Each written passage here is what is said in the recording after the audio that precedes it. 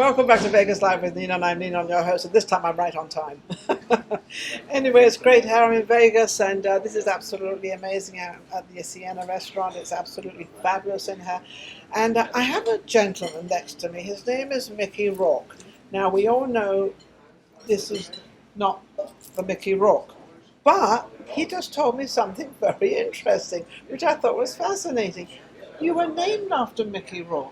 Yes, in a way, I was named. In a way? Yes. My mother hates this story because Mickey is not my birth name. I was actually born with the name Brian. Freshman year in high school. No, you look like a Mickey. I know, I do, which annoys my mother.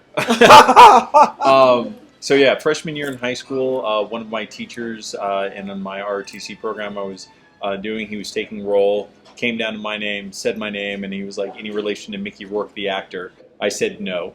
So, but every day after that, as a joke, he would say my name as in Mickey Rourke, purposely as Mickey Rourke, and I would answer to it. So everybody in my class thought it was my name, and I just actually kind of liked it more, so I started using it. And about 5 years ago, because I had been using it more than my actual birth name for longer than I'd lived. So about 5 years ago, I went through the process and legally changed it I legally I added it to the. Huh? Well, because there's another Mickey, the film star Mickey Rourke. Yes, yeah. I was allowed to. There's lots of people who have the same names. There's actually several actors who are out there and who have very similar names. Well, not everybody has my name, Ninon de Verda Rosa. Nobody has that name. Well, then lucky you. Lucky. No, luckily we do spell it differently, and I am not big enough of an actor for it to be an issue yet. Well, There's always the hope. I love the way he says "yet." Well, you always hope. You always climb. Yeah, you hear about they discover you in a restaurant. And, hey, we're in a restaurant. We're in a Maybe restaurant someone right will now, be watching Sienna this video restaurant, and who knows? All this crazy stuff can happen. Exactly. Why not? I think it's wonderful. Well, actually, I interviewed Mickey a couple of weeks ago when we were doing the burlesque 2022. Yeah, the Speakeasy 2022. Yes, I was one of the hosts. You're one of the hosts, and he was dressed out all in blue. He had turquoise all over the place. I thought I was going fishing or something. I didn't quite know where I was. But you are an actor, you are an MC, you are all sort of a lot of stuff. Yes. Which of all you do you like best? I actually like there's two answers to that. I recently just got into the emceeing. The Speakeasy was my kind of first gig. And did it go well? It went extremely well and everything. Cool. From what I understand, I mean, people were laughing at my jokes and or groaning, but they were bad jokes. But so they were whatever. There was a reaction. There was a reaction. They enjoyed the singing. Good, bad, right or wrong, there was a reaction. Yeah, I got a good audience reaction, but I enjoy really being an actor the most. Being able to play different characters, and I started that about a little over 10 years ago here in Las Vegas. Oh, really? So you haven't been doing it that long? No. Like everybody. Like teenagers. I mean, I did some stuff in high school, but then there was a large gap, and then, I auditioned for a local community theater production called Evil Dead the Musical. Okay. Ended up, and it was my first chance to do something somewhat professional. And I thought I was going to maybe get the ensemble role, but I ended up getting one of the lead characters, like the best friend. How cool is that? Yeah, the best friend of the lead character. So I got to cuss a lot in that. It was a musical. Well, I don't know how good that is, but that's okay. It was. I had a catchphrase, and people would love it when I said, I won't say it here because once again it's a little off color. But. He's off color. I decided to wear something subtle today. He's got some turquoise in there too. Look at this. There you go. He's got the pink and the turquoise and the whole bit, the rings. But look at the hand. Look at the nails. They're all different color blues. Well, you have to have some color in your life. I can't do. Well, I have color in my life, that's for sure. But not that way. But yeah, I really enjoyed it, and it went from a community theater production to we actually got picked up, and we were at the Planet Hollywood for several. I did it for a year before I left the show, and then it continued on without me in it, and it was playing on the Las Vegas Strip. Now, how could it continue without you? Because there are ways. Was it as good as the original? Probably not. But no, anyone who came after me was kind of thing. But as an actor, it it's interesting to see what kind of influence you have, just not locally, but around the country. Yes. I used to be much heavier than I am now. I used to be like over 300, actually close to 350, 360 pounds. Yeah, I used to. Big. Yeah, and I had that bariatric surgery, so lost a lot of weight. You had all your stomach taken out? So not they cut it out. Yep. They so take all that. I dropped over 100 pounds, so it was good. But did you have a look at what they took out? No, I'm not. No. I can watch horror movies, but any real life stuff, no. Especially your I'm not own. one of those. Yeah, especially my own. own. But back then, when I was a much bigger guy, the character I got cast for was supposed to be a jock college person. So it's always been someone relatively athletic, relatively, I'm not going to say good looking, but the kind of thing you picture when you picture a jock. I was not that person. So I was really funny. I was the funny fat guy. You were the funny fat guy. I was always the funny fat guy. So, but Did what you was just interesting? kind of waddle around? For being a funny fat guy, I was very nimble on my feet. I had to die several times in Evil Dead. Like in a 5-minute period, I died like 5 or 6 times. I would die. I would have to fall down on the stage. I would get up. I had like fake guts and everything, and I would spray the audience with blood. Die again, get back up, spray the audience with blood, and they loved it. But wasn't there. What was interesting is after I started doing the show and after we got so popular here in Vegas and then went on, we started seeing other regional productions of Evil Dead casting bigger guys in the role that I was playing. So it was kind of interesting to see what kind of influence I had on productions around the country. They said, hey, they tried it here, let's switch this character up a bit instead of being the jock. Let's make it different instead of being the muscle guy and all that stuff. Exactly. I think it helped because my character was different. Well, he was a douche. Yes. He was a douchebag. But I think being a bigger, funnier guy, he came across as a lovable jerk instead of so everybody fell in love with him. Yeah, exactly. Honestly, he was not a good. And also, you have to think of that you were playing a part that everybody thought, just because you're fat and all this stuff, you would never get. Yeah, exactly. And you got it, so it gave an enthusiasm to all the people that are, a little bit overweight or whatever. But I think I've seen that happen in a lot with the women and the men, that they brought on a lot of these overweight or heavy or whatever you want to call them, people that can't help however their weight is, or how they got there, or how it is, or it could be anything. And that's definitely true. I mean, personally, I had to lose the weight for health and reasons, because it was the whole doctor telling me, hey, if you don't drop 100 pounds, you'll be lucky to live. You'll be lucky to see 50. So for me, it wasn't necessarily. I mean, I love the way I look now. Do you love you? I'm getting there. It's getting to love you. Yeah, it's that whole you got to love yourself before you love other people. I'm getting there. It's still a transition. Yeah, it's still a transition. So what have you got coming up in the movie industry? Because I know it's getting quite big in Vegas. I'm just auditioning as auditions come out. The next thing, and was kind of my break into the film aspect, because I've been a stage actor for, like I said, for over a decade now. Yeah. The film is, I'm going to be a ghost in the movie coming up called Death Club, and it's going to have its premiere here in Las Vegas on August 15th. Made by Patel Films and Ronnie, so the same folks that put on the Speakeasy. Hi Patel, I love you. Ronnie, I love you too. So the folks that put that on, they did that movie, and it was just... They're fabulous. They're just a beautiful team. They're wonderful. And it's just one of those, once again, just people willing to take that risk on someone who necessarily doesn't have, I'm not going to say he doesn't have the talent, but I didn't have the talent, the experience. The talent you thought they wanted. Exactly. So you did have the talent, because it was the talent they wanted, and that's what they saw. Exactly. And it was regardless of how many movies you've done or what you've done or anything else. And I love people like that don't judge you of what you've done before and who you are, but judge you as of right now and what they're concentrating on what they want. Exactly. And giving you the lines. And giving us, allowing us to give them what they want as well too. And it gives you the opportunity. So you've got into a good team there. Patel's an incredible guy.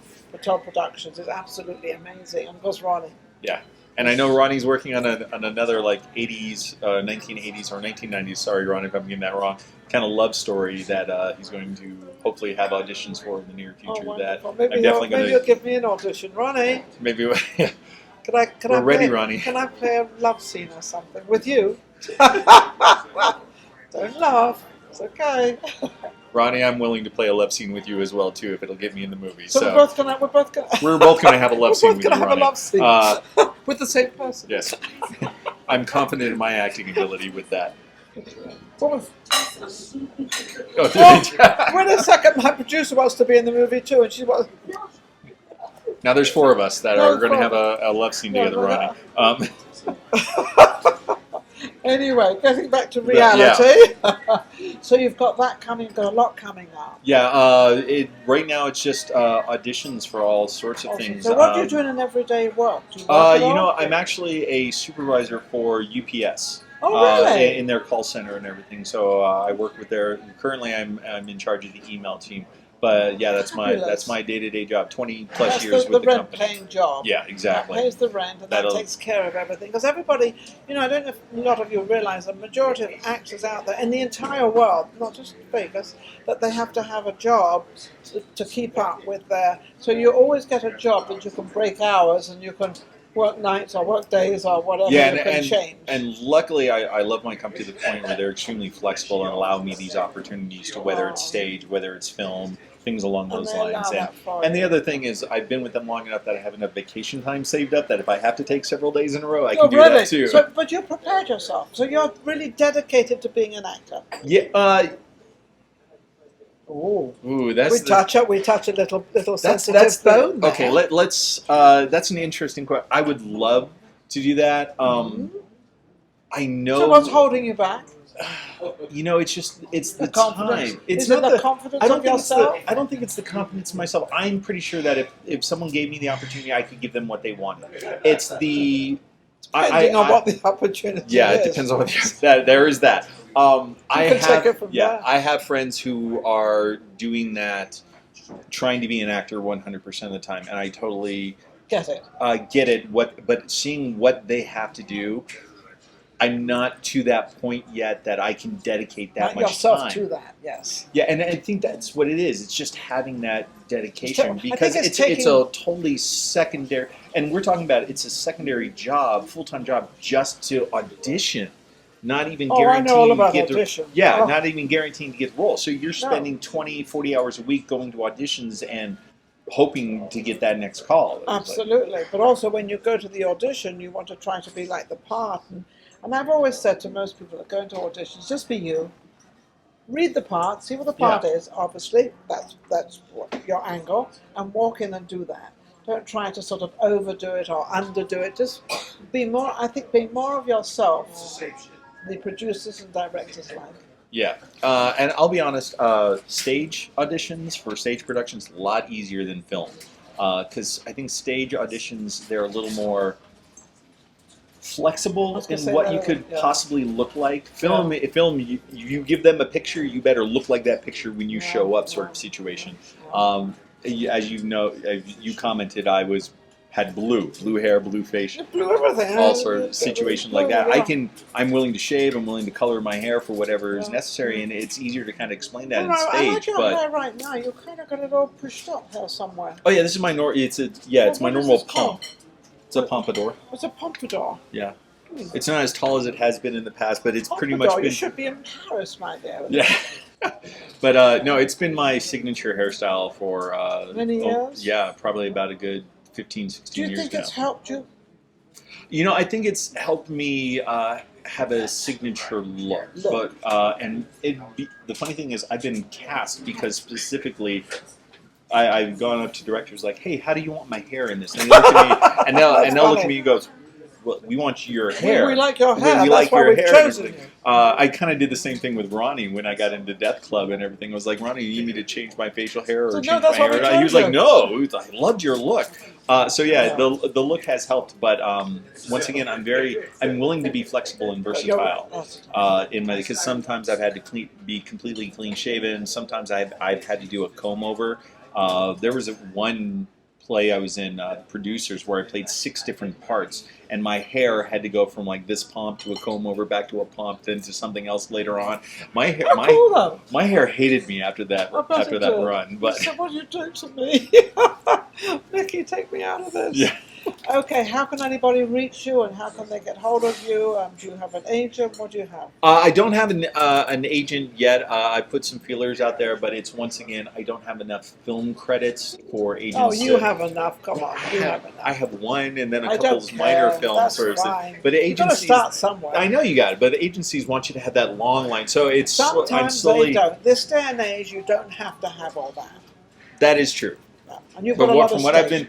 from what I've seen lately, you do have it. Oh. Need it. So Well, then like I said, I'm I put out. out feelers. I have a website. It's Mickey Roark 78.wixsite.com/actor. It's a really long one.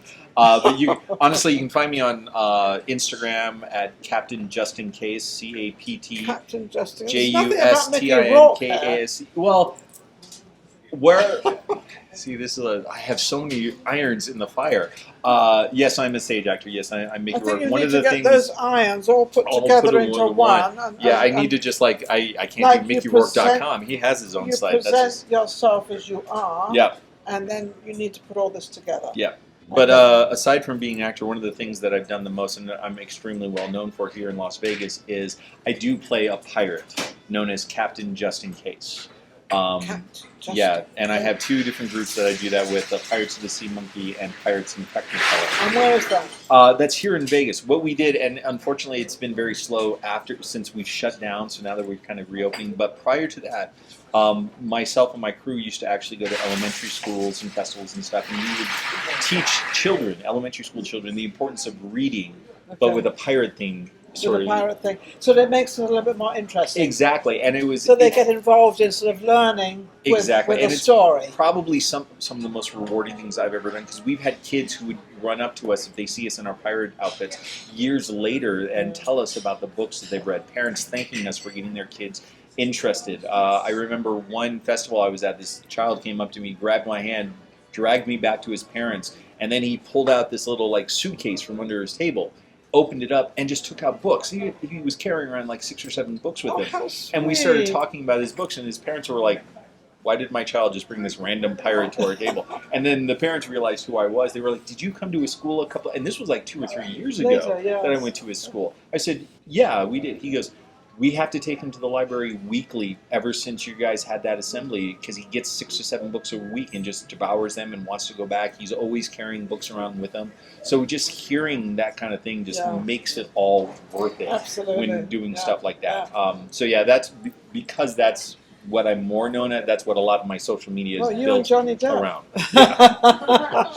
I was a pirate before Johnny Depp. In my defense, I was a pirate before Johnny Depp. There you go. And if I had Disney behind me, I'd be just as popular. This guy's, it's like the missing link. He's Mickey Rourke and now he's Johnny Depp. I absolutely adored Mickey Rourke as an actor. I loved when he was very young, and he was always this sort of on the bicycles, this tearaway guy. And I just loved his acting. He's an amazing guy. Well, thank you, Mickey, for coming on. Absolutely amazing guy. Thank you for tuning in. Vegas Live with Ninon. And of course, don't forget to go to YouTube. And don't forget, we have social media shows that actually produce us. And of course, Maria Pereza is my producer. We'll be right back with our next guest. You take care.